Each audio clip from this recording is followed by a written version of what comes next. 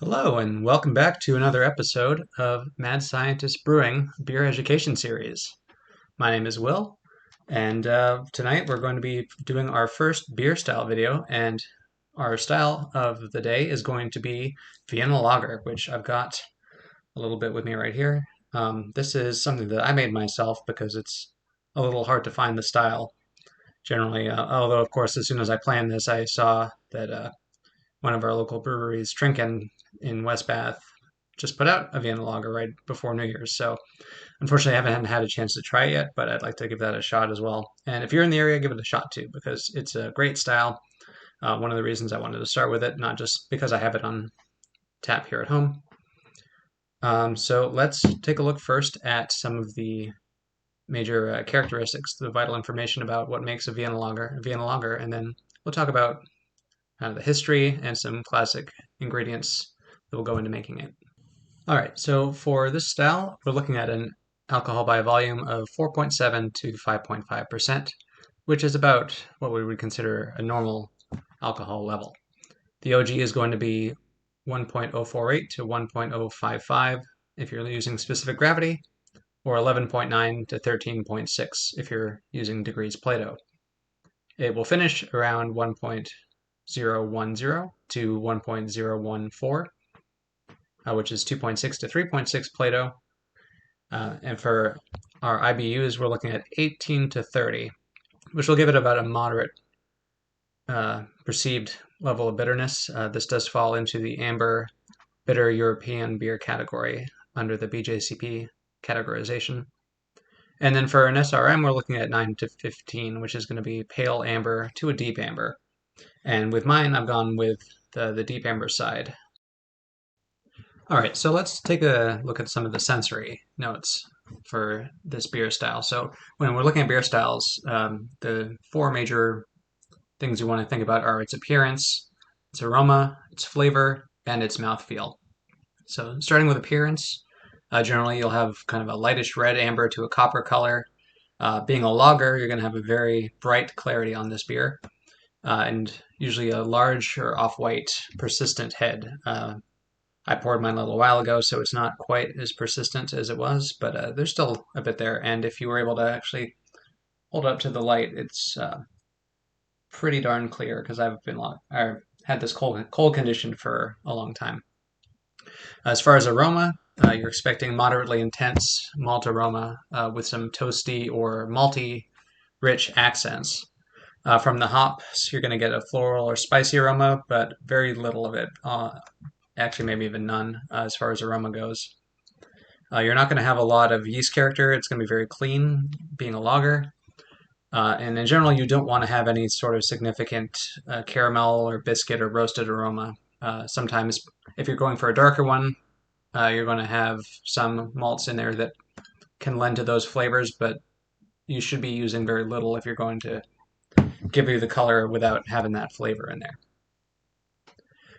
Going on to flavor, it's a very soft, elegant malt complexity with firm enough hop bitterness to provide a balanced finish. Malt flavor tends to forward to rich and toasty without the caramel or biscuit or roast flavors. It's going to be fairly dry and soft finish, and you're going to have a bit of both the rich, the malt, and hop bitterness present in the aftertaste.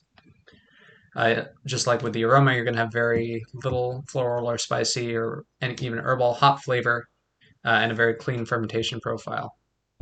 And then with the mouthfeel, which is literally how the beer feels when you're putting it in your mouth, it's got a very light body, or medium light to medium body, and kind of a gentle creaminess to it, which I really enjoy. It's got a moderate carbonation and very smooth, everyday kind of beer.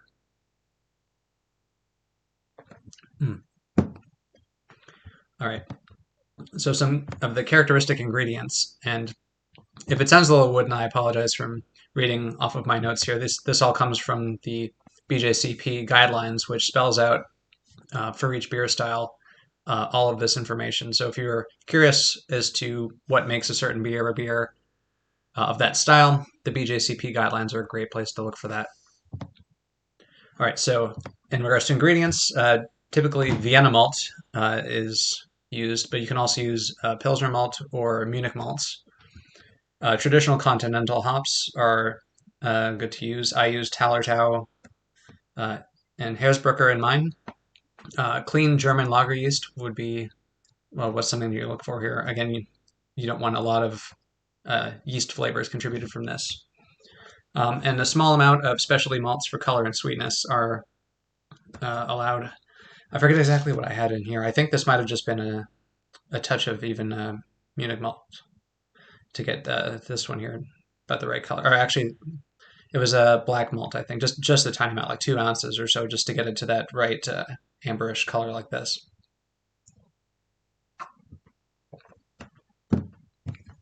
All right, so the history of this beer, obviously from the name, it comes from Vienna. It was developed in 1841 and it became popular in the mid to late 1800s. Though the style is not really seen a whole lot these days, it's been kind of overtaken by other continental lagers, particularly those from Germany. But the style was brought to Mexico, of all places, by Austrian immigrants in the late 1800s, and the style really kind of took off from there in Mexico. Nowadays, it's been embraced by modern craft brewers, but it's still not seen very often. It's almost kind of fading into what's considered a historical style just because it's rarely brewed traditionally. Nowadays, if you do see it brewed, it's usually a lot sweeter, has more adjuncts like corn or rice used to make it. Um, and it's actually more along the lines of something like an international amber or dark lager. So something like a Negra Modelo would be kind of, well, actually, that was the inspiration for this beer. But yeah, you don't really see too much of the straight ones anymore these days. Comparing this to other styles, it's got similar malt flavor to a Marzen, but it's a little lighter in intensity and body, and a touch more bitter and dry in balance. It's also a little lower in alcohol than a Marzen or a Fest beer. Again, this is a easy drinking everyday beer to have. And it's less rich, malty, and hoppy than a Czech amber lager would be. So the guidelines list off a few commercial examples if you should be lucky enough to find them. Chuckanut Vienna Lager, Devil's Backbone Vienna Lager, Figuera Mountain Red Lager, just to name a few of them here. Locally, as I mentioned, here in Maine, specifically West Bath, Trinken Brewing just put out their Vienna Lager. Fortunately, I've forgotten the name of it. I apologize. I'll write it in the text here when I'm done editing all this. But if you can get a hold of one, it's great. Like I said, it's hard to find now, especially brewed traditionally. But if you can find one, good luck to you and good for it. One last thing I would want to touch on, just because this is an older classic style. If you want to read some more information on this, in the Classic Beer Style series that's put out by a brewer's publication, they have a book. Here we go. Featuring Vienna lagers, but also with Marzen and Oktoberfest beers by George and Lori Fix. It's number 4 in the style series. So if you want to get a deeper dive into Vienna lagers or try some recipes and really get into the history, I recommend taking a read on that because that was pretty good. So all in all, that's kind of the summary of the style of Vienna lager. That's what I'm expecting to do for these series. If you want to get a deeper dive or more information or have other questions about Vienna lager, or maybe even food pairing or anything else you want to see with these beer styles, let me know in the comments and I will be able to work that into future videos. In the meantime, thank you for watching and putting up with me in this learning curve of getting to do this series. Until the next time, I will see you and cheers.